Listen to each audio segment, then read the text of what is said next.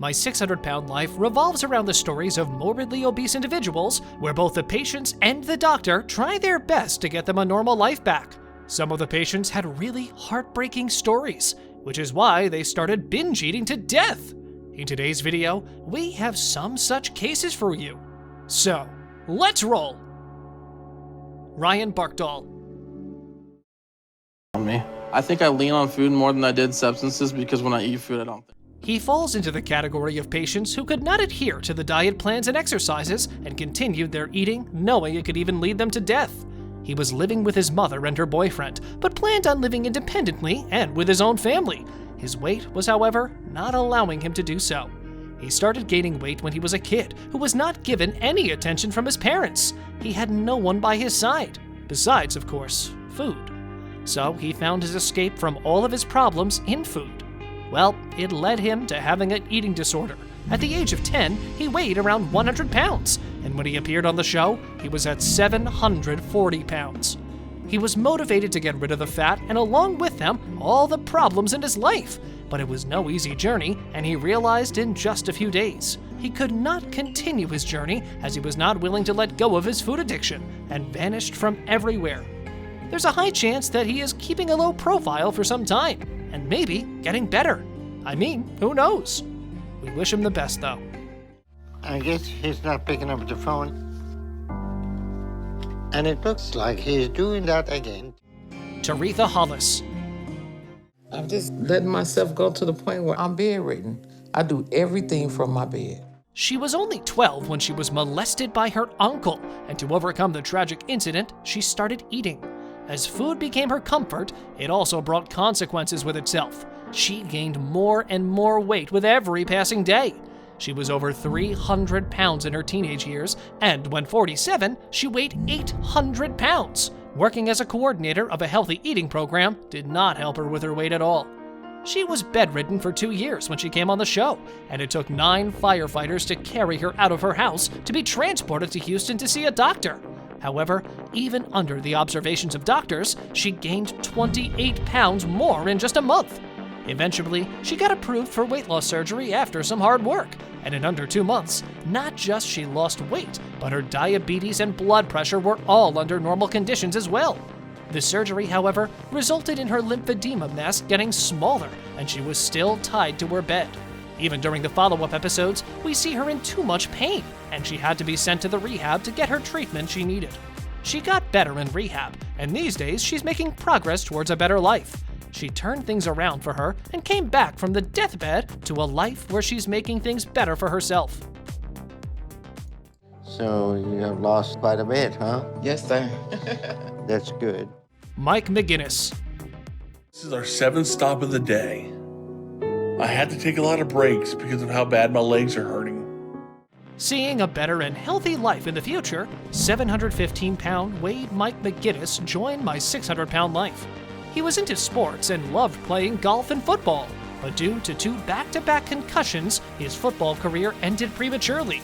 Not just this, his scholarship also got canceled and he had to drop out of school too. With almost everything being taken away, he lost his sense of purpose. As a coping mechanism, he started eating his feelings out and gained hundreds of pounds without even realizing. Mike told the audience that his wife asked for a divorce in front of the children, and this only made him gain more weight due to not being able to handle the embarrassment. And when he lost his career and even his marriage, he realized that he needed to make it all better. A divorced father of 4, Mike turned to Dr. Now, hoping he will get the help he so desperately needed. He was able to lose hundreds of pounds, and his weight dropped to 510 pounds after surgery. He is living way better than before, and is still dedicated to losing more weight. I'm proud of Mike for losing 235 pounds so far, and for sticking with it to make that progress. Shauna Collins. My mind scares me. My body scares me. I feel like a monster just walking around. A 22-year-old woman leading an almost handicapped life due to obesity is how Shauna was when she first appeared on the show. The reason behind all this was her father, who has been verbally abusing his daughters and wife since her childhood. Despite Shauna's mother giving up on her father and getting a separation, the man did not stop from taking kids for summer. Thus, the abuse continued. She was a kid and didn't want to get her father in trouble, so she kept lying about the bruises. But she had other escapes, like food. She started eating her feelings out, and it became so much worse that she was on the verge of death when she appeared on the show. On the show, we see her losing her way here and there with a diet plan, but she eventually came through in the end. We've given Shauna a year to start doing what she needs and show me she's ready to turn her life around. Cynthia Wells. When I wake up in the morning, I start hurting because the pain is intense. A single mother focusing all on raising her family, Cynthia was like that when she appeared on the show in season 5. But the irony lies in the fact that in taking care of her family, she got herself in such a state that she couldn't even look after anyone at all. Cynthia did not only have her own kids, but a cousin's children as well, whom she took in to save them from their abusive father. Being a single mother of 5 children was not easy at all, as this journey took away from her every chance of spending quality time with her family. Sad and depressed because of her condition, Cynthia made it to the show where she saw herself getting her life back by weight loss surgery. However, the diet plans, exercise, and sticking to the regimen was not easy for her.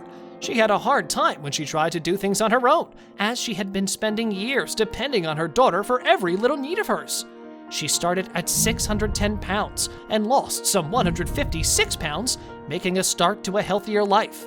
Soon, her weight came down to less than 300 pounds and had the initial surgery done, which was a marvelous accomplishment, but doctor now told her that she needed to lose more for him to agree on another surgery. She was also advised to get psychological help to overcome the emotional issues she had been facing. These days, Cynthia is doing a lot better than before, not letting go of her new, healthy habits. She has shed a lot of pounds and looks more cheerful and happy than before, and enjoying time with her children. I've been going out to exercise and stay motivated, but it's hard. James King. I've only cheated a couple times, so I don't know what the problem is. I thought I was doing better.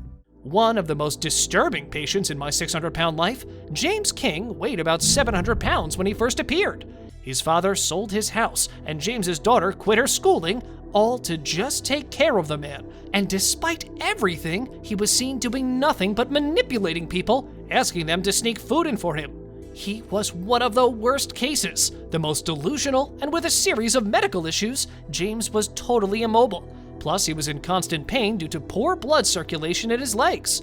Instead of losing weight, James ended up gaining 60 pounds in a week because his girlfriend snuck in food for him. The whole problem lied in James not accepting the dangers of his obesity and him not trying with the doctors to lose weight. So, seeing his attitude, the doctor called his girlfriend to discuss it, and together they concluded that it can't go on like this and that James needed to change his attitude towards the process. However, James had other plans and was starting to get heavier and heavier and got his weight near 803 pounds. This was the limit for Dr. Now, and he asked James to leave the show as neither him nor his family was taking this seriously. So there was no point in trying at all. I thought you was honestly going to tell me that you're ready to go back to Kentucky. All he did was fire my ass up even more. Angel Parrish. I feel like I am helpless every day. Held prisoner in my body. 42-year-old Angel Parrish weighed about 570 pounds when she came on the show. She was helpless, totally dependent on others for her needs. She had a heart-wrenching story as she got pregnant when she was 14 and then had to give up the baby. All of this led her into pangs of distress, and to deal with it, she started compulsive eating. At the age of 30, she was pregnant and weighed 300 pounds. After giving birth to a son, Andrew, she kept gaining more and more weight, eventually hitting the 600-pound mark. Her postpartum depression and her father's death led to her conditions becoming worse, and that's when she made up her mind to seek proper help. At the age of 42, she was bound to a wheelchair and dependent on her boyfriend. Her boyfriend threatened her of taking their son away if she did not lose weight, so she lost about 150 pounds. And then she got approved for the weight loss surgery, through which she dropped about 300 more pounds and finally had a better and a healthier lifestyle. How you feel after losing all that weight? I feel wonderful. Shanae Murray.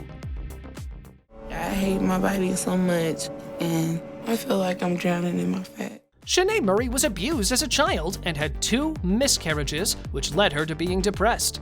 To deal with all these traumatic events, she turned to compulsive eating and found her solace in food as she had no other companion. All of her unsuccessful relationships left broken. When she got on the show, she implied that she wanted to take control of her life by losing weight. But her boyfriend threatened to leave her when he came to know that she was planning to get rid of fat, as he was only into big women, so she went back to her old self. She carried on with her same food habits and lied about them even when under Dr. Now's supervision. Later on, she ended up losing no weight at all. Therefore, she was refused with the aid of surgery, but she tried on her own to get funded afterwards. The doctor told me today he didn't want an apology, basically because I didn't lose the weight. That's all for today's viewers from Reason Why My 600-Pound Life Stars Start Binge Eating to Death with My 600-Pound Life. Thanks for watching, and if you liked the video, leave a comment and rub the like button hard. Last but not least, don't forget to hit the bell icon and subscribe to our channel for our latest videos.